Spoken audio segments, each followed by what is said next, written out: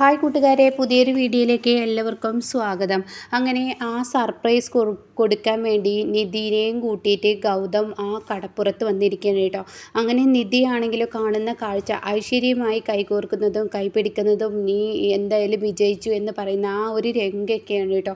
ഇത് കാണുന്ന നിധി ഇങ്ങനെ വളരെ സന്തോഷത്തോടു കൂടി ഗൗതമിനെ കെട്ടിപ്പിടിക്കുമെന്നാണ് ഇവിടെ ഗൗതം വിചാരിച്ചിരിക്കുന്നത് കേട്ടോ. അങ്ങനെ ഗൗതം നിധിയുടെ അരികിലോട്ട് വരികയാണ്. എങ്ങനെയുണ്ടോ എൻ്റെ സർപ്രൈസ്, താനൊന്ന് ഞെട്ടിപ്പോയില്ലേ, അതാണ് എൻ്റെ സർപ്രൈസ് എന്നൊക്കെ പറഞ്ഞ് വാക്കുകൾ തുടരുന്നു കേട്ടോ.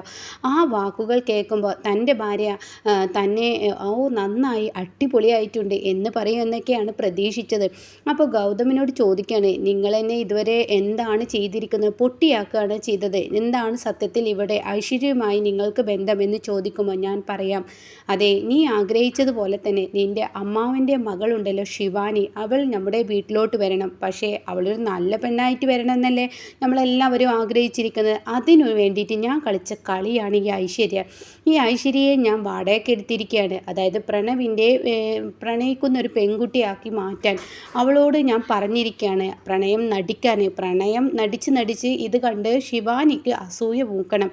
ഇതൊക്കെയാണ് എൻ്റെ മനസ്സിൽ ചിന്തിക്കുന്നത്. അതുകൊണ്ട് തന്നെ ഞാനൊരു കാര്യം പറയട്ടെ, ശിവാനി നല്ല പെൺകുട്ടിയാക്കണമെങ്കിൽ പ്രണവിനെ മറ്റൊരുത്തി സ്നേഹിക്കുന്നു എന്ന സത്യം ശിവാനി തിരിച്ചറിയണം.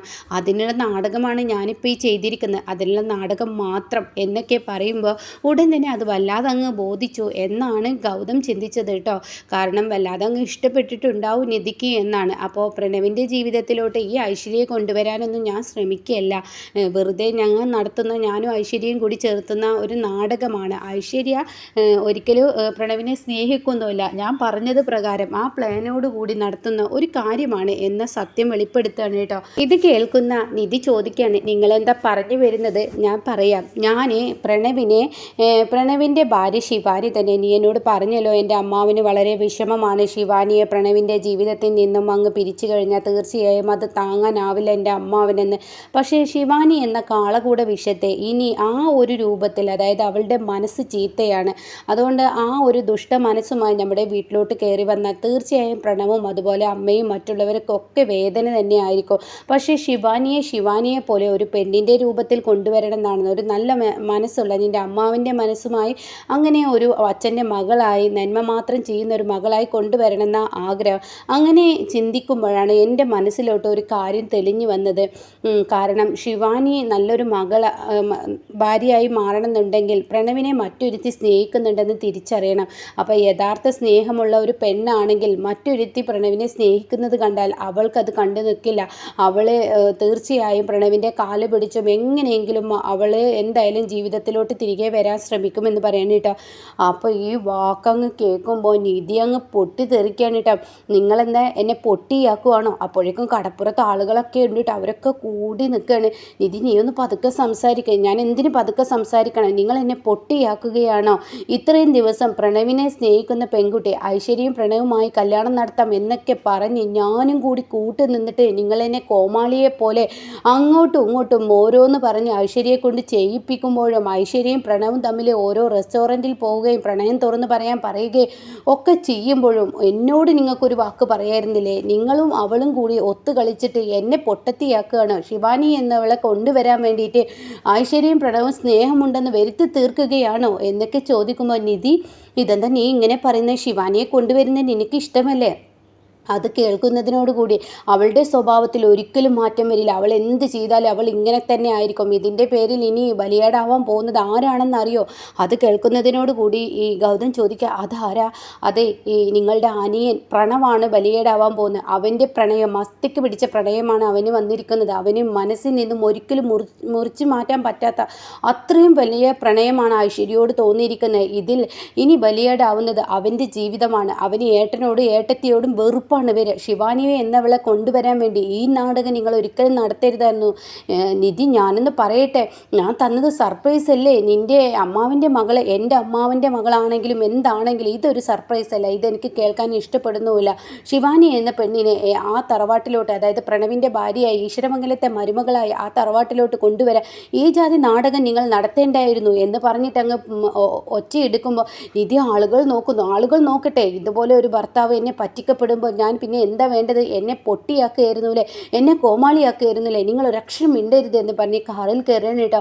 അപ്പോൾ ഗൗതം നിധി ഞാനൊന്ന് പറയട്ടെ, ഞാൻ പറഞ്ഞതിൻ്റെ അർത്ഥം നിൻ്റെ അമ്മാവൻ്റെ മകളെ ശിവാനി ഇങ്ങോട്ടേക്ക് കൊണ്ടുവരണ്ടേ, അത് നീ പറഞ്ഞത് അതൊക്കെ ഞാൻ പറഞ്ഞിട്ടുണ്ടാവുമായിരിക്കും. പക്ഷേ ഈ പറയുന്ന വഴിയിലൂടെ എനിക്കൊരിക്കലും ശിവാനി ഇങ്ങോട്ടേക്ക് കൊണ്ടുവരാൻ ഞാൻ ആഗ്രഹിക്കുന്നില്ല. ശിവാനിയെ ഈശ്വരമംഗലത്ത് പാറു ആൻറ്റിക്ക് ഇഷ്ടമല്ലെങ്കിൽ പിന്നെ വേറെ എന്തിനാണ് അത് കൊണ്ടുവരാൻ ശ്രമിക്കുന്നത്? ഞാൻ പോലും അത് ഉപേക്ഷിച്ചത് എന്താ? എൻ്റെ അമ്മാവൻ എന്നോട് പറഞ്ഞു അവളുടെ സ്വഭാവം ഒരിക്കലും മാറില്ല, അവൾ എന്നും ഒരേ സ്വഭാവത്തിലായിരിക്കും, അതുകൊണ്ട് അത് വേണ്ടായിരുന്നു എന്ന് എൻ്റെ അമ്മാവൻ എന്നോട് പറഞ്ഞു എന്ന് പറയട്ടോ.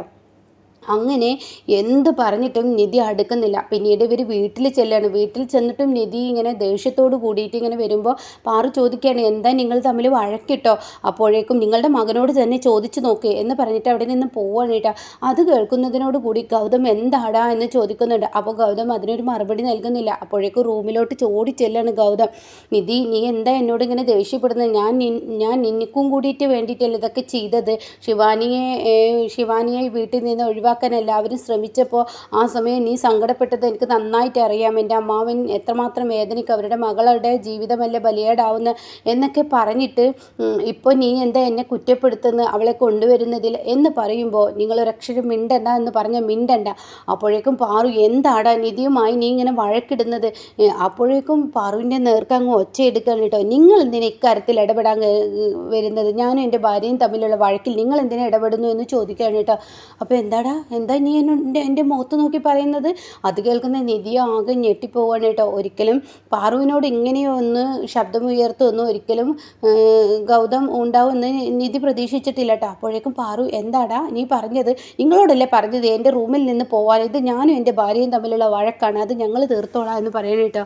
അങ്ങനെ പാറു കരഞ്ഞും കൊണ്ട് അവിടെ നിന്ന് ഇറങ്ങി പോകുമ്പോൾ ഉടൻ തന്നെ നിധി, ഗൗതം എന്താണ് ഈ കാണിച്ചത്? അമ്മയോട് എന്താ ഇങ്ങനെ പെരുമാറുന്നത്? പിന്നെ ഞാൻ എങ്ങനെ പെരുമാറണം അവരോട് ഞാൻ എങ്ങനെ പെരുമാറണമെന്നാണ് നീ പറയുന്നത്? നീ എന്നോട് കാണിക്കുന്നത് എന്താ? ഞാൻ നിൻ്റെ കുടുംബത്തിന് വേണ്ടി നല്ലത് ചെയ്തപ്പോൾ നിനക്ക് ഒട്ടും ഇഷ്ടപ്പെട്ടില്ല. ഇപ്പോൾ ശിവാനിയെ വീട്ടിലോട്ട് കൊണ്ടുവരാൻ ഞാനൊരു വഴി തിരഞ്ഞെടുത്തത് അത് നിനക്ക് തെറ്റായോ എന്ന് ചോദിക്കുമ്പോൾ ഉടൻ തന്നെ അവിടെ നിന്ന് നിധി ഇറങ്ങി പോവാണ് കേട്ടോ. എന്നിട്ട് പാറുവിനോട് പറയണ, പാറു സങ്കടപ്പെടേണ്ട, ഗൗതം അപ്പോഴത്തെ നിങ്ങൾ തമ്മിലുള്ള വഴക്ക് എന്താ എന്ന് ചോദിക്കുന്നുണ്ട് കേട്ടോ. അപ്പോൾ ഉടൻ തന്നെ ഒന്നുമില്ല എന്ന് പറയുന്നുണ്ട്. ആ സമയം വീണ്ടും അങ്ങോട്ടേക്ക് ഗൗതം കയറി വരികയാണ്. നിധി, ഞാൻ പറയുന്നതൊന്ന് കേൾക്ക്, എനിക്കൊന്നും കേൾക്കണ്ടെന്ന് നിങ്ങളോട് ഞാൻ പറഞ്ഞില്ല, എനിക്കൊന്നും കേൾക്കണ്ടെന്ന് പറഞ്ഞിട്ട് കിച്ചണിലോട്ട് പോവാണ് കേട്ടോ. അപ്പോൾ ഈ സമയം നിർമ്മലയാണെങ്കിലോ, എന്താ മോളെ പ്രശ്നം? നിങ്ങൾ തമ്മിൽ എന്തിനാ വഴക്കൂടുന്നത്? ഒന്നുമില്ലാമേ, അത് ചെറിയൊരു വഴക്കാണെന്ന് ഞാനും ഗൗതമും കൂടി തീർത്തോളാം. അതല്ല, നിങ്ങൾ തമ്മിൽ വഴക്കൂടുന്നത് കാണുമ്പോൾ എനിക്ക് പേടിയാവുന്നു. നിങ്ങൾ തമ്മിൽ ഒരിക്കലും വഴക്കൂടാൻ പാടില്ല. നിന്നെ പ്രതീക്ഷിച്ചിട്ടാണ് ഞാൻ ഈ വീട്ടിലോട്ട് വന്നത്. എൻ്റെ എൻ്റെ മകനുമായി വഴക്കിടുമ്പോൾ എനിക്ക് സഹിക്കില്ല. ഈ വീട്ടിൽ നീ മാത്രമാണ് എൻ്റെ സത്യാവസ്ഥ അറിയുന്ന ഒരാളുള്ളൂ. കാരണം ഗൗതമിൻ്റെ അമ്മ ഞാനാണെന്നുള്ള സത്യം. പിന്നെ പാറുവിന് ഒരിക്കലും ഞാനാണ് ഗൗതമിൻ്റെ അമ്മ എന്ന് പറയുന്നതിൽ ഇഷ്ടപ്പെടില്ലല്ലോ.